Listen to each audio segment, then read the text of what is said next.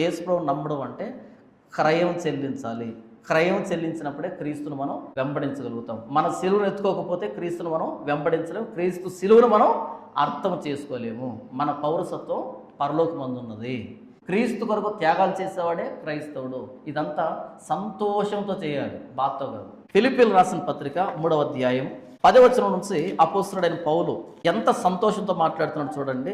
10వ వచనం నుంచి, ఏ విధము చేతనైనను మృతుల్లో నుండి నాకు పునరుద్ధానం కలగవలనని ఆయన మరణ విషయంలో సమాన అనుభవం గలవాడనై ఆయనను ఆయన పునరుద్ధాన బలమును ఎరుగు నిమిత్తమును ఆయన శ్రమలలో పాలివాడునగుట ఎట్టిదో ఎరుగు నిమిత్తమును సమస్తమును నష్టపరుచుకుని వాటిని పెంటతో సమానముగా ఎంచుచున్నాను.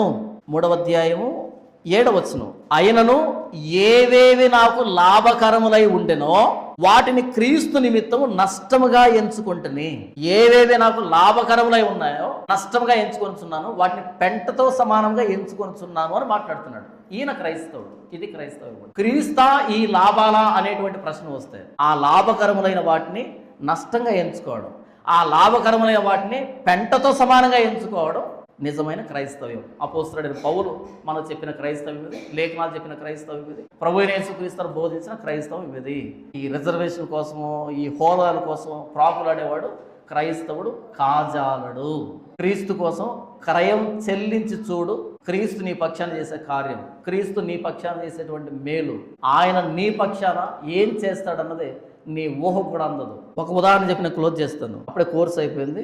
కోర్స్ అయిపోయిన నెక్స్ట్ డే నేను తీసుకున్న తీర్మానం ఏంటంటే, ఒక 6 నెలలు బైబుల్ని కంప్లీట్గా చదివేసేయాలి. కంప్లీట్గా చదివి దాన్ని అర్థం చేసుకోవాలి. అని దానికి సంబంధించిన ప్లాన్ వేసుకున్నా. ఇలా చదవాలి, ఇలా ఈ పుస్తకాలు తీసుకోవాలి, ఇలా ఒక 6 నెలల పాటు బైబుల్ మీదనే కసరత్తు చేయాలి అని అనుకున్నాను. కానీ అదే 6 నెలల్లో నా ఫ్రెండ్స్ చాలా మంది ఏదో ఒక జాబ్లో సెటిల్ కావాలి, ఎక్కడో చోటుకు వెళ్ళిపోవాలి, ఆ వేటలో ఉంటే నాకు మాత్రం ఏమనిపించిందంటే, ఈ చదువు అడ్డుగా ఉంది, ఎంతగానో అయిపోయింది, ఇక 6 నెలల పాటు ఏ పని లేకుండా బైబుల్ ఫినిష్ చేసేసేయాలి. ఇదేంటి ఇంతకీ, దీన్ని కంప్లీట్గా అర్థం చేసుకోవాలి అని కూర్చున్నాను. నేను క్రీస్తుని తెలుసుకోవడానికి నేను వేసుకున్న ప్రణాళిక అది. అలా చదివిన దానికి, అలా నేర్చుకున్న దానికి ఈరోజు క్రీస్తు నాకు ఇచ్చినటువంటి ఈ స్థితి. క్రీస్తు కోసం రాడికల్ డెసిషన్ తీసుకో, తీవ్రమైన నిర్ణయం తీసుకో, రాజీ పడొద్దు. నువ్వు రాజీ పడకుండా క్రీస్తు కోసం ఎప్పుడైతే తీర్మానం తీసుకుంటావో, ఎప్పుడైతే క్రయం చెల్లిస్తావో, క్రీస్తు నీ పక్షాన తీసుకునే తీర్మానం ప్రపంచాన్ని ఉలిక్కి పడేటట్టు చేస్తుంది. సింపుల్ చెప్పాలంటే, క్రీస్తు కోసం మొండోడుగా తయారవు.